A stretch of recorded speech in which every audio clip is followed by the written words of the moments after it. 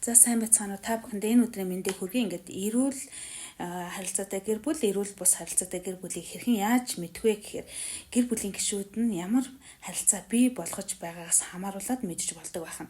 Тэгэхээр эрүүл гэр бүлийн харилцаатай гэр бүл маань ямар байдг вэ гэхээр гэр бүлийн гишүүд нь хоорондоо харилцан хүндэтгэлтэй, хайр халамж сайнтай.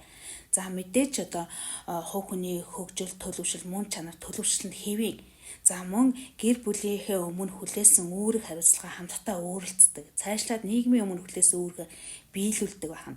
За мөн гэр бүлийн гишүүд нь бие бинийгээ өндрөөр үнэлж чаддаг, өөртөө итгэлтэй, за бусдад итгэж чаддаг, аж аргалтай, баяр хөөртэй, ийм тайван гишүүдээс бүрдсэн гэр бүл байдаг байна.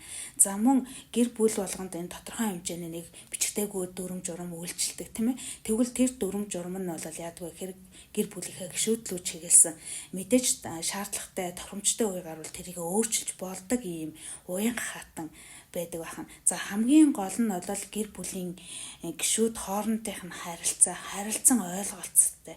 Шууд маш энгийнээр нээлттэй ингэж харилцаж чаддаг.